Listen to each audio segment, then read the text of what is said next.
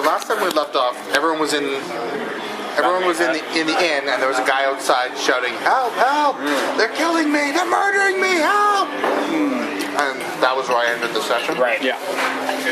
So we start the session just sort of rushing out to go and see what's going on and interfere, because, you know, we like to interfere. Well, no, we don't, but whatever. But the guys outside win initiative, so they get to do a round before we get to do anything. And so there's this little old guy, is the one who's doing all the yelling, "Help, help." This little old guy is running down the street, and he's being chased by, it was 2 shifters, 2 mongrel, and what was the wizard? He was also a mongrel. Mongrel? Okay. So 2 shifters who are like fighter-type shifteries, 2 mongrels who are like rogues, and a mongrel wizard. They're chasing this old guy. Was he a gnome? No, I think you might have just thought that from the picture. He seemed a little shortish and stuff, but yeah. He would be... he was just a human then, huh? He was human, or like humans and mongrels are sometimes hard to tell apart, Yeah, but like, human or mongrel. So, All right. yeah, he wasn't small or anything. So they're chasing this guy.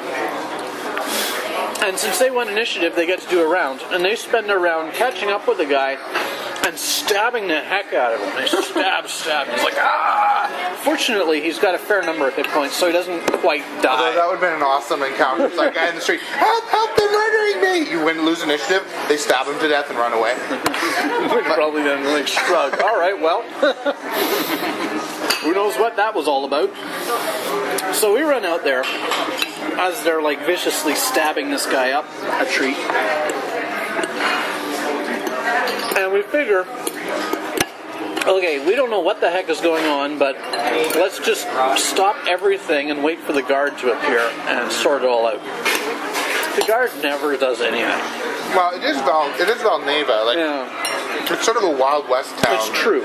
You could probably go get the sheriff, but it's just very amusing that in so many campaigns. I mean, it makes sense, because if the guard was actually competent, then they'd solve problems. And that's what these are there for. If this was happening inside the Spellblade walls, the guard would have been there instantly and solved the problem for you.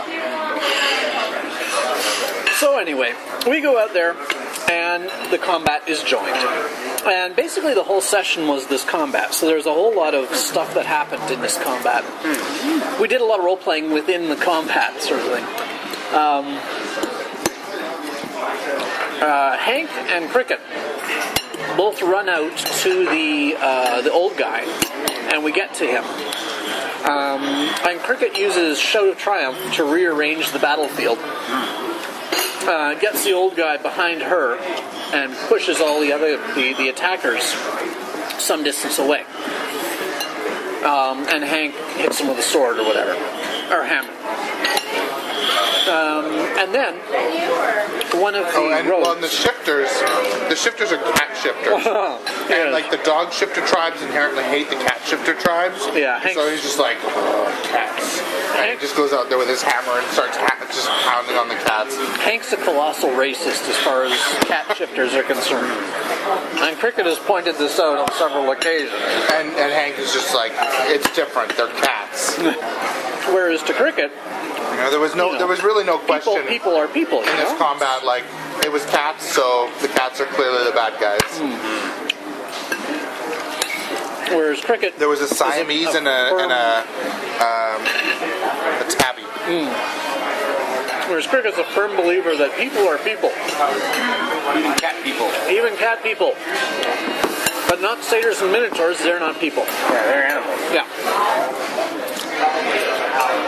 And, as it turns out, Warforged. Warforged are not people either.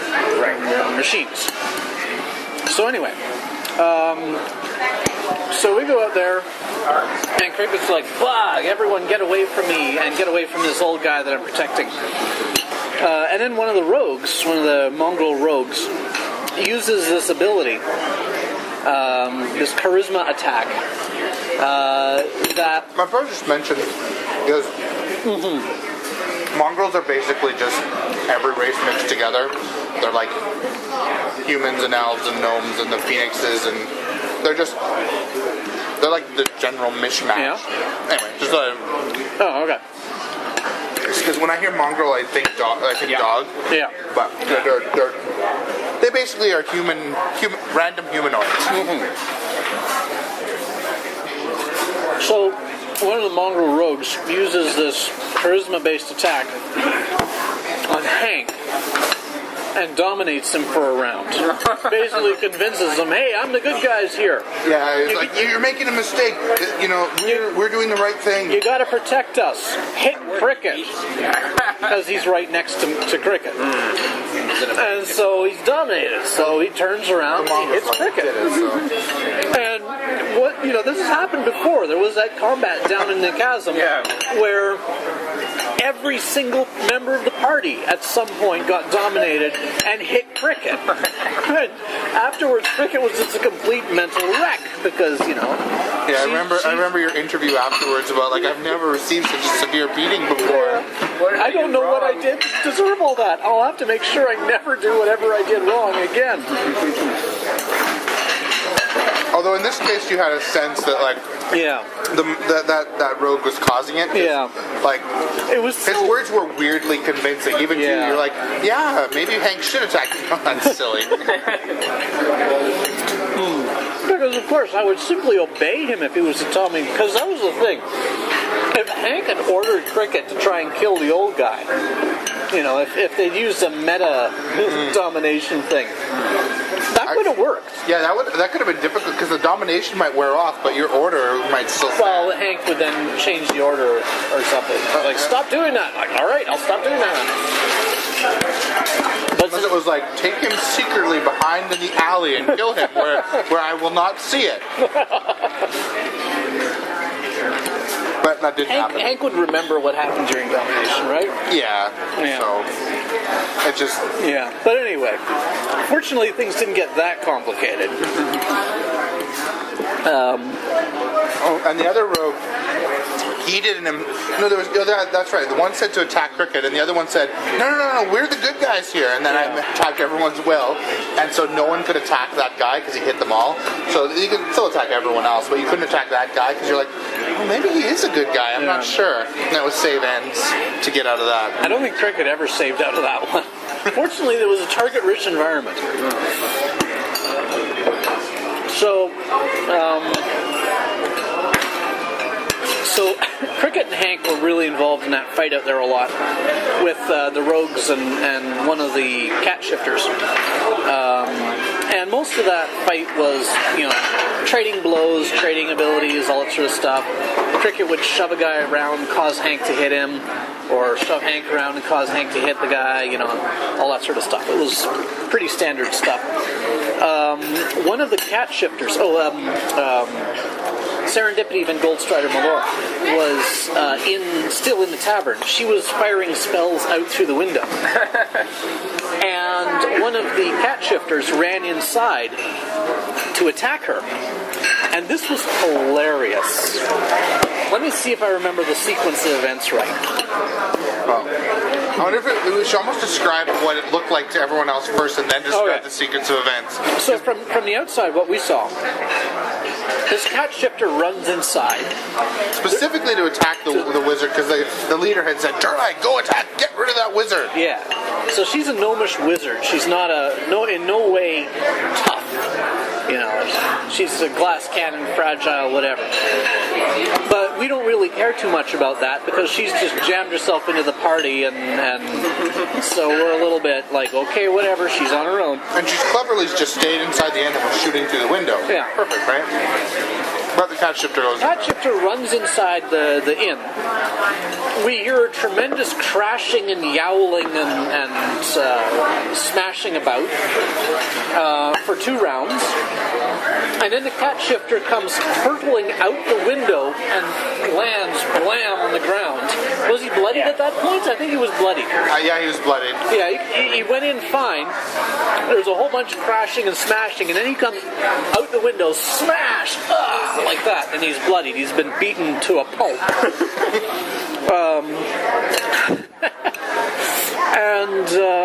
So what what actually, it looked awesome. What actually happened,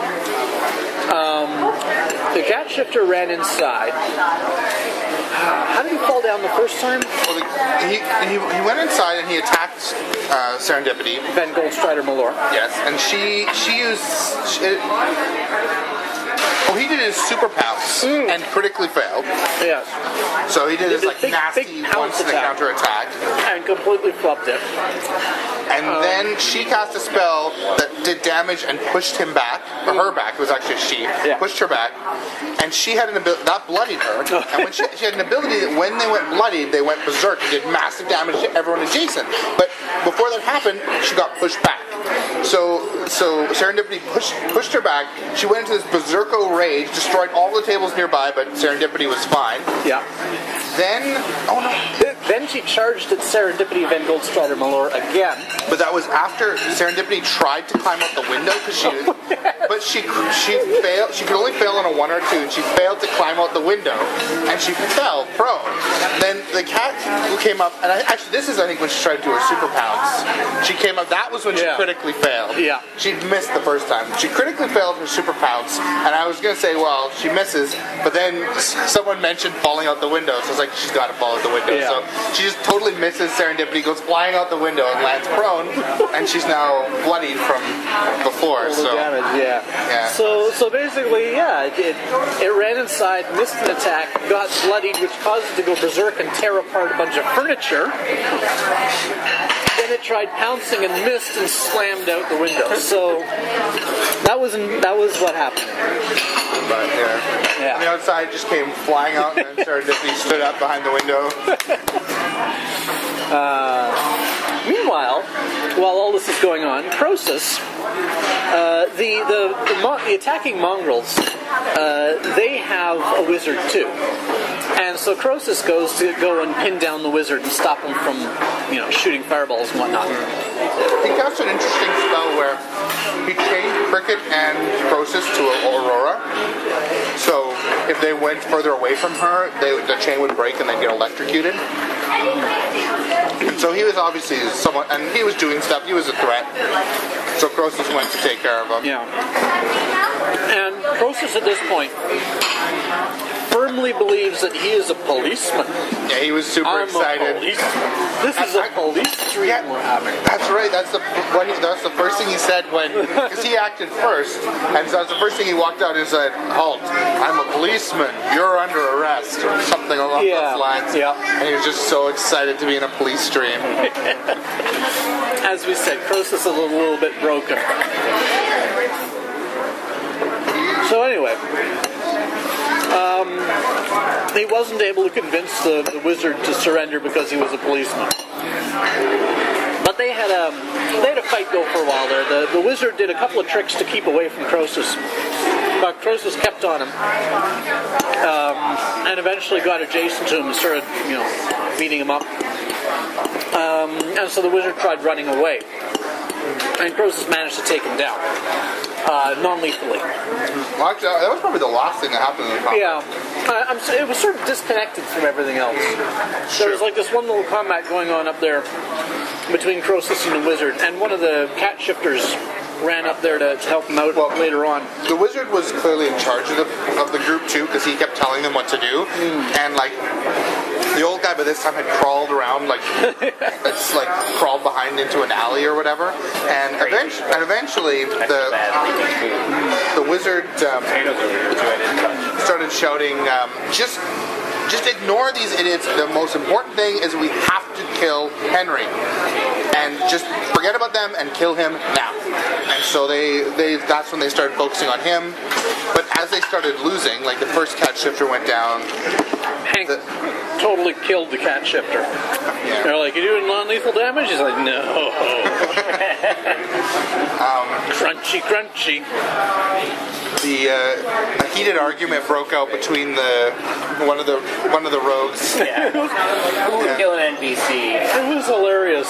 Since speaking is a free action, the NPCs were having this great, huge debate right in front of us.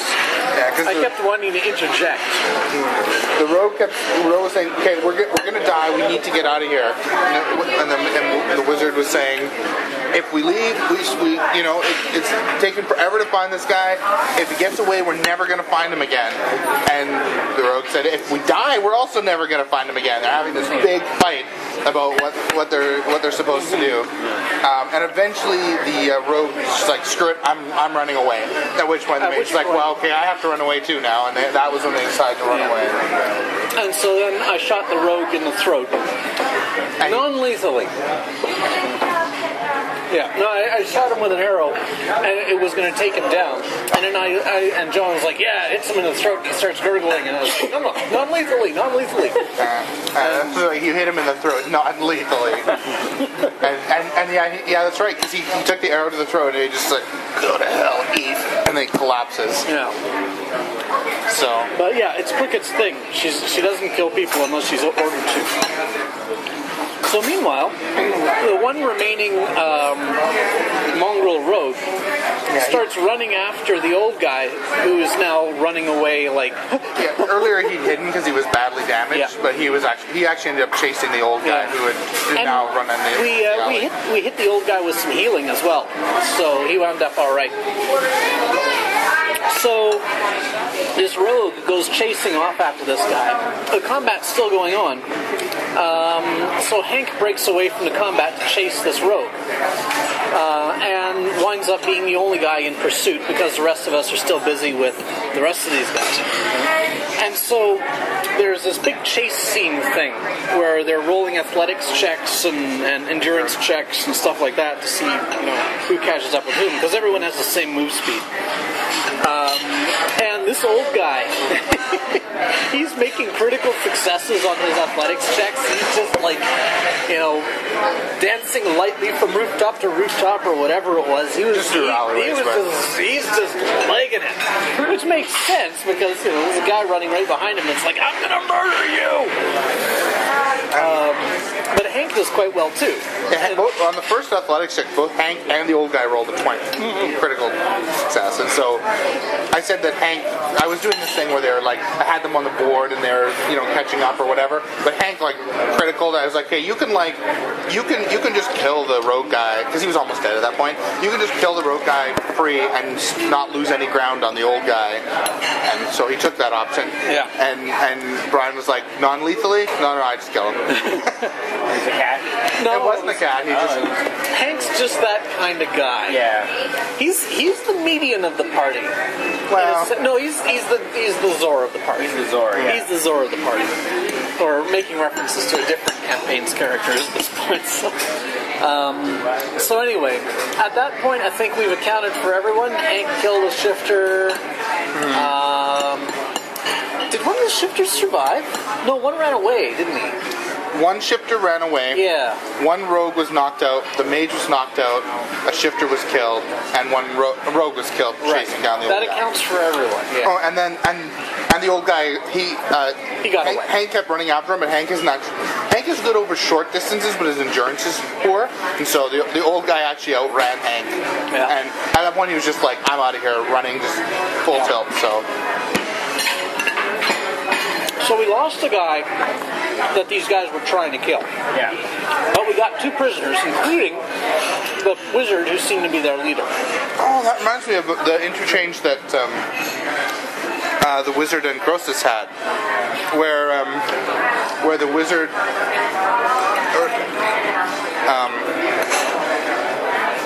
I think Croesus said something like, "You're breaking the law," and the wizard said, "You and your stupid law, you're impeding what's right by following the law." To which Croesus was like, "What? What you're saying makes no sense." And anyway, he said something like, "If this guy has broken the law, we'll arrest him." And he said. Look close to the guys and said, "If someone committed a crime a long time ago, are they still subject to justice?" And Croesus gave a long-winded answer that was basically yes. And And then he said, is there any crimes that deserve the death penalty? And then Croesus said he had to go to trial or something first. And so, anyway, Croesus basically said, if you guys stop fighting us, we'll track him down and make sure he gets brought to justice, as long as you promise not to hurt him.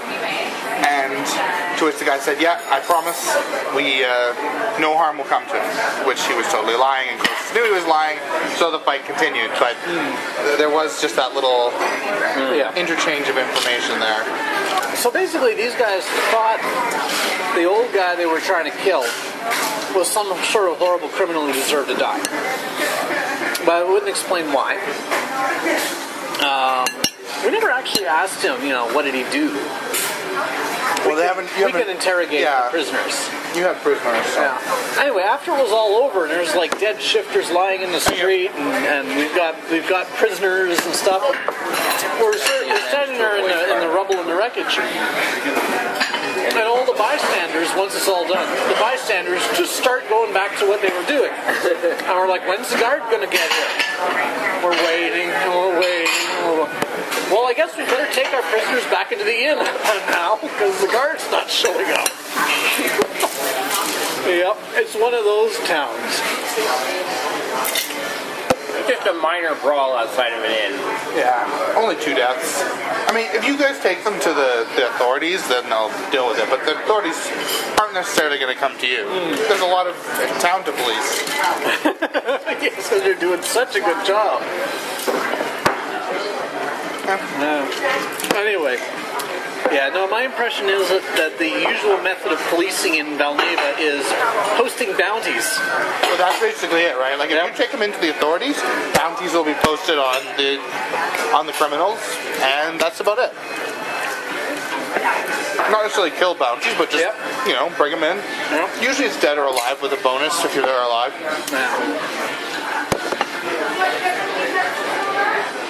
So, that's where you ended? That's where we ended.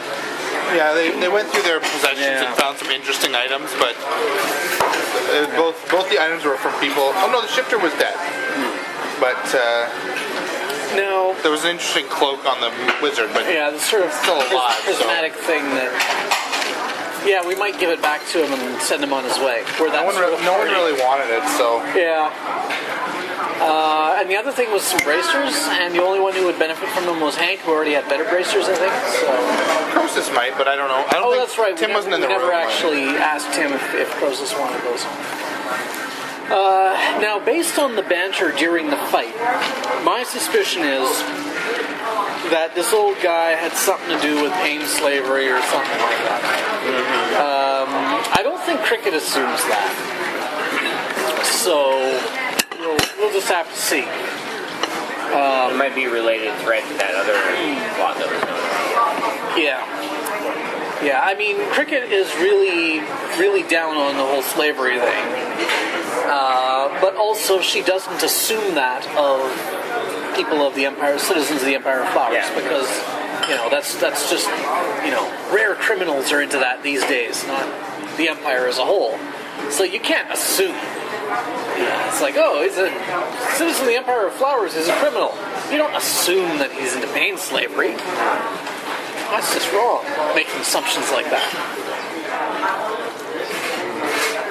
He probably just stole some bread to feed his starving family or something. He stole some bread to feed his starving army of pain slaves.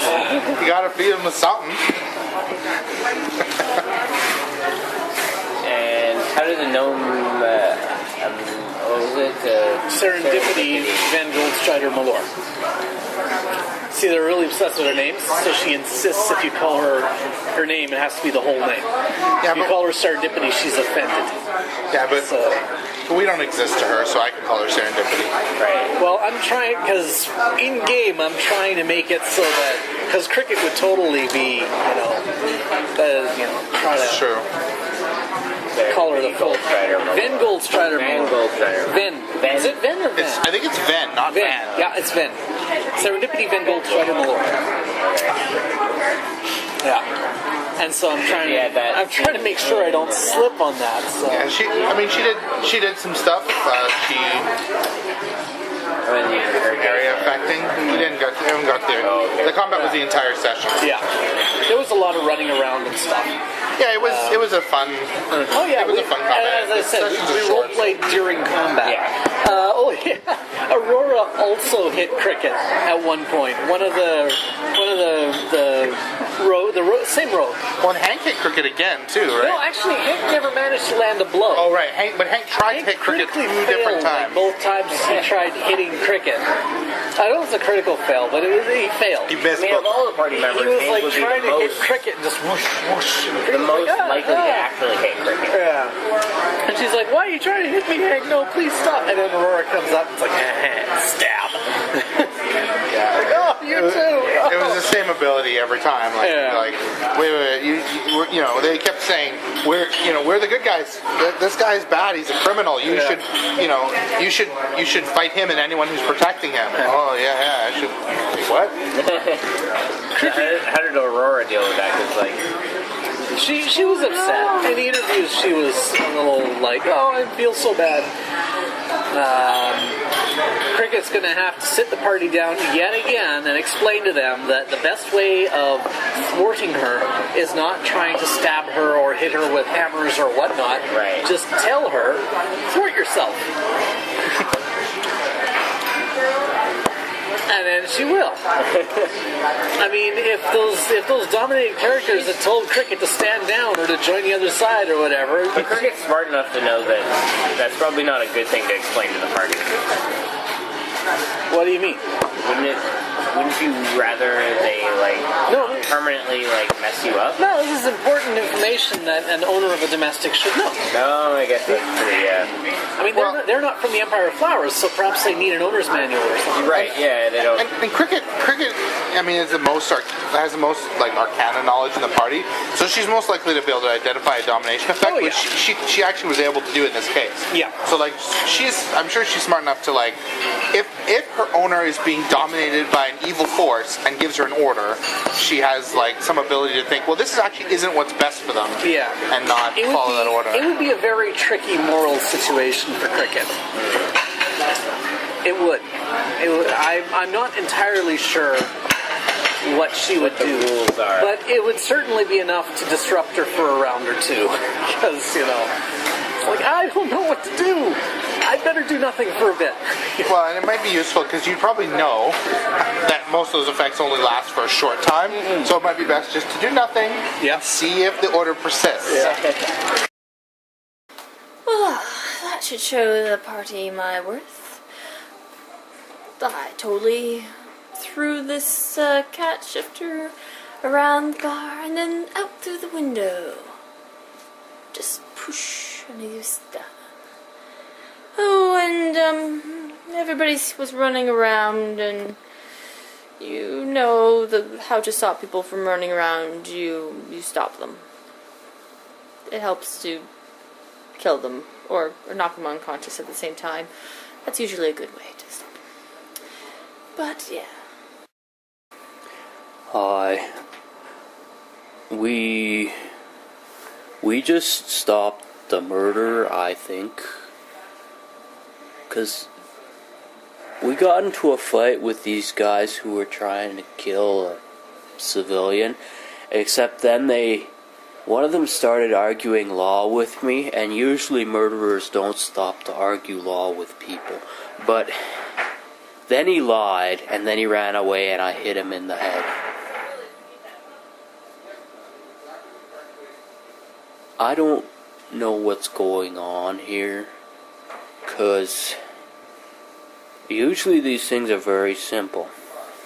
So what we need to do is we need to hit everybody in the head, and then when they wake up we can figure all of this out. It's like I said to him, I mean he was unconscious, but I said to him, it's much simpler if we just talk about things, okay? Yeah, we should talk about the law.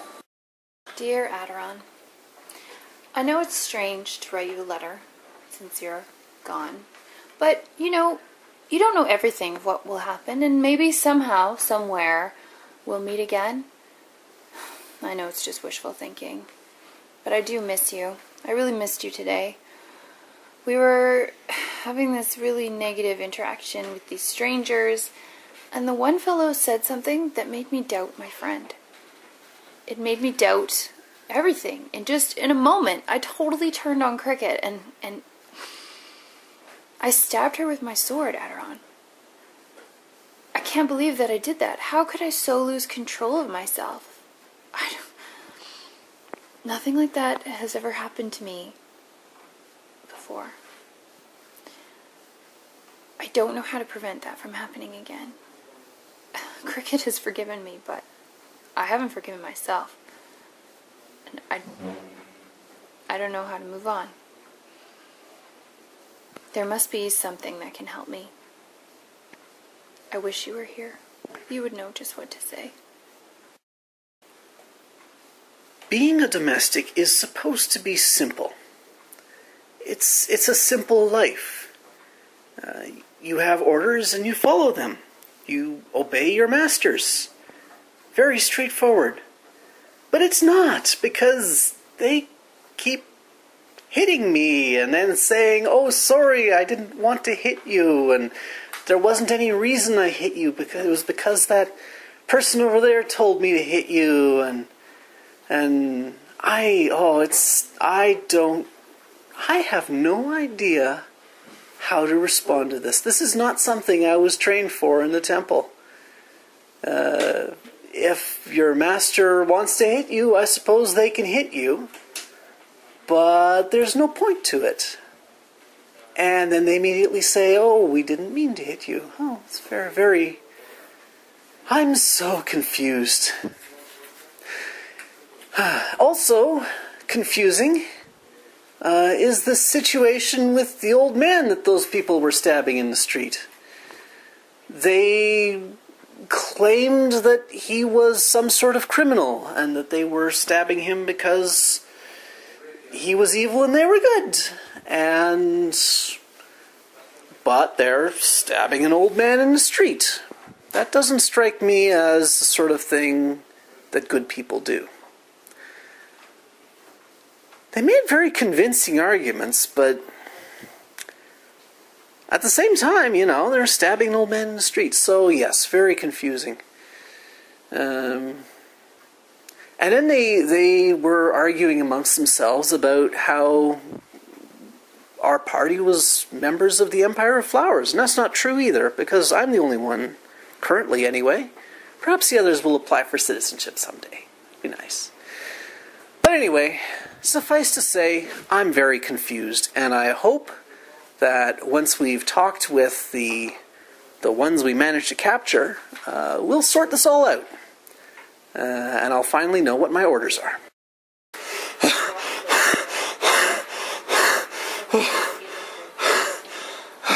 Stop!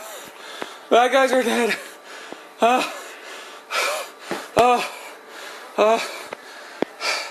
That guy's, hey, that old guy's so fast. At least I killed those stupid cats. I hate those guys.